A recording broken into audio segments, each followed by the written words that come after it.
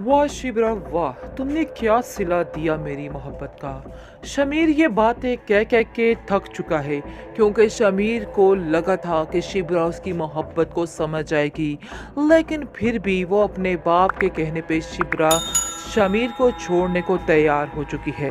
ये बात हजम नहीं हो रही, ना ही शमीर को और ना ही हम लोगों को, क्योंकि बड़ी मेहनत की है जी शमीर ने उस घर में बड़े काम किए हैं अपने कदम जमाने के लिए। खैर, किसी बात का सिला तो देना चाहिए ना शिप्रा को। इस बात की हामी भरती है सुकैना और कहती है, क्यों मेरी बहन तुम इतनी उदास हो, किस सोचों में उलझी हो, क्यों तुम हमारे बाप को देख के अपने सारे फैसले कर रही हो। तुम्हें अपना फैसला बदलना होगा और तुम्हें देखना होगा कि शमीर की मोहब्बत ने तुम्हारी ज़िंदगी में क्या तब्दीलियां लाई हैं। तुम कितनी बदल चुकी हो। इस और हकीकत यही है कि वाकई में तुम शमीर से बहुत प्यार करती हो और तुम कभी भी उसको नहीं भूल पाओगी। तुम्हें खुद ही फरहाद से जान छुड़ानी होगी और कहना होगा जाके बाबा से कि तुम उससे शादी नहीं करना चाहती हो, क्योंकि शमीर के अलावा तुम्हारी ज़िंदगी में कोई भी ऐसा नहीं आ सकता जो तुमसे बेहद प्यार करता हो। लेकिन शिबरा जी अभी ताज़ी ताज़ी गुस्से में है, इसलिए गुस्से में कहती है कि तुम तो खामोश ही हो जाओ। जो धोखा तुमने हमारे साथ किया है, इस धोखे को तो हम कभी नहीं भूल पाएंगे। खैर जी, उसकी माँ आ जाती है और कहती है, क्यों शिबरा अपने आप को हल्कान कर रही हो। सच तो ये है कि फजल बख्श ने मीन के शामिर ने इस घर में अपने कदम जमा ही लिए थे और हमारे दिलों को भी जीत लिया था। अब तुम उसके साथ ऐसा नहीं कर सकती हो, ना ही मैं तुम्हें इस बात की कभी इजाज़त दूंगी। जिसको सुनकर शिप्रा कहती है कि नहीं, ऐसे झूठे और फरेबी इंसान के साथ आखिर सारी ज़िंदगी कैसे गुजारी जा सकती है। उसकी माँ उसको समझाती है कि बेटा मेरी बात सुनो, तुम जो रास्ते पे चल रही हो, इधर झूठ सच को लेके बैठ जाओगी तो तुम्हारे हाथ में कुछ भी नहीं आने वाला है। इंसान को बड़ी चीज़ें देखनी पड़ती हैं, बड़ी चीज़ों पर गौर करना पड़ता है। सिर्फ एक रास्ता देखकर उससे पीछे नहीं हटते हैं और आगे देखो, अपनी मंजिल को देखो कि शमीर जैसा इंसान अगर तुम्हारी ज़िंदगी में आ जाता है तो तुम्हारी ज़िंदगी में अशके व यशके हो सकते हैं। खैर, बात यही है। यही बात अब बार बार उसकी माँ को समझाने की कोशिश कर रही है और कह रही है कि समझ जाओ बीबी जल्दी से, क्योंकि जल्दी काम ख़त्म करो और जल्दी ड्रामा ख़त्म करो। बात यह है कि बहुत समझाया जा रहा है लेकिन शिप्रा मान जाएगी एंड पे। फिलहाल ज़रा वो अपने नखरे दिखा रही है और कह रही है कि मैं इस रिश्ते को नहीं मानती, कोई मोहब्बत नहीं थी। खैर शिप्रा बहन, ऐसा मत करो, उसका दिल मत तोड़ो और जल्दी से मान जाओ और सबको बता दो कि जी आप फजल बख्श के बगैर नहीं रह सकती हैं। इस हकीकत को तुम्हें तस्लीम करना ही हो शिप्रा को कि शिप्रा तुम्हें मानना होगा।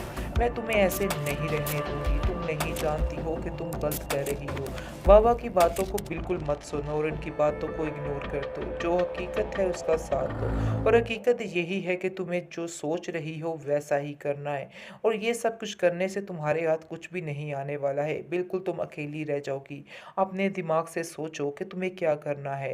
तुम्हें किसी की एक नहीं सुननी, क्योंकि मैं अब नहीं चाहती हूँ कि तुम्हारी ज़िंदगी के साथ कोई भी खेल खेले। इसलिए बेहतर यही है कि मेरीन को भी अपनी ज़िंदगी से बाहर निकाल फेंको। वो सिर्फ़ और सिर्फ तुम्हें ज़लालत के और कुछ नहीं दे सकती है और जानबूझकर तुम्हें खिलाफ़ कर रही है शमीर के। लेकिन तुम्हें ऐसा नहीं करना है, उसके खिलाफ़ बिल्कुल भी नहीं होना है और किसी की बातों में नहीं आना है। सिर्फ वो देखो जो सच है और जो तुम्हें सच लग रहा है। कभी इनकी बातों में आकर तुम किसी को ऐसे अपने से दूर मत करना। जिसको सुनकर शिप्रा को तसल्ली होती है कि वो जो कुछ सोच रही है उसको ऐसा ही सोचना चाहिए। इस बात में सुकैना भी उसका साथ देती है। बेहतरीन ड्रामा सीरियल इश्क मोशन में आप देखेंगे जी, बहुत ही ज्यादती हो चुकी है शमीर के साथ।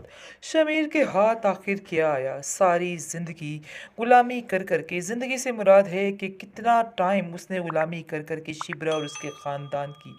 लेकिन असल में आकर देखिए कि शिब्रा का बाप किस तरह से उसको दूध काटता है और कैसे धिक्के मार के वहाँ से निकाल देता है। लेकिन जी सफ़िया बेगम के दिल से अभी तक शमीर उतरा नहीं है। वो चाहती है कि सारे गिले शिकवे ख़त्म हो जाए और वो शमीर की बात मान ले, क्योंकि वो चाहती ही थी शुरू से कि ऐसा ही हो। खैर शिब्रा भी कोई फैसला नहीं कर पा रही। उसको तो समझ ही नहीं आ रही कि आखिर वो क्या फैसला करे और क्या ना करे, क्योंकि वो एक गहरी कश्मकश में आ चुकी है और उसकी समझ से बिल्कुल बाहर हो चुका है कि उसको क्या करना और क्या नहीं करना है।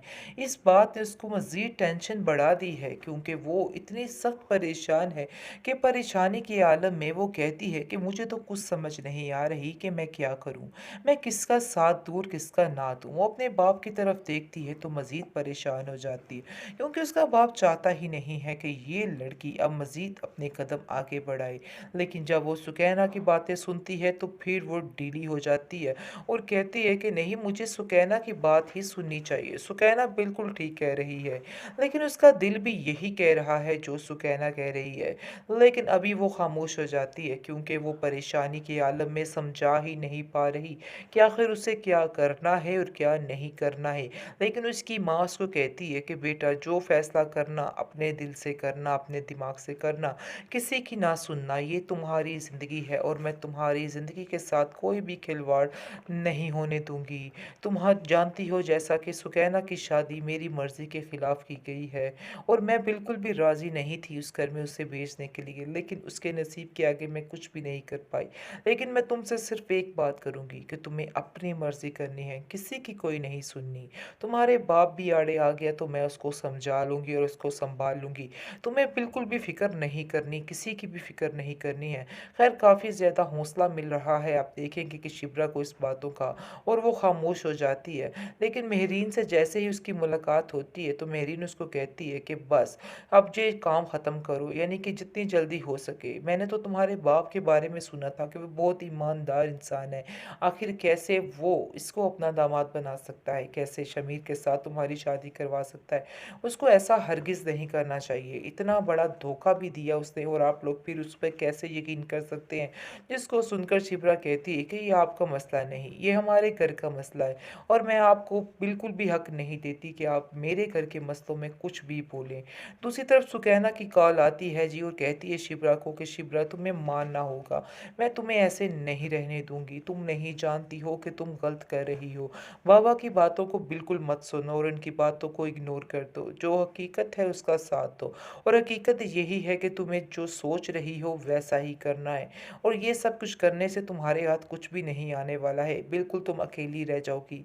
अपने दिमाग से सोचो कि तुम्हें क्या करना है। तुम्हें किसी की एक नहीं सुननी, क्योंकि मैं अब नहीं चाहती हूँ कि तुम्हारी ज़िंदगी के साथ कोई भी खेल खेले। इसलिए बेहतर यही है कि मेरीन को भी अपनी ज़िंदगी से बाहर निकाल फेंको। वो सिर्फ़ और सिर्फ़ तुम्हें ज़लालत के और कुछ नहीं दे सकती है, और जानबूझकर तुम्हें खिलाफ़ कर रही है शमीर के। लेकिन तुम्हें ऐसा नहीं करना है, उसके खिलाफ़ बिल्कुल भी नहीं होना है और किसी की बातों में नहीं आना है। सिर्फ़ वो देखो जो सच है और जो तुम्हें सच लग रहा है।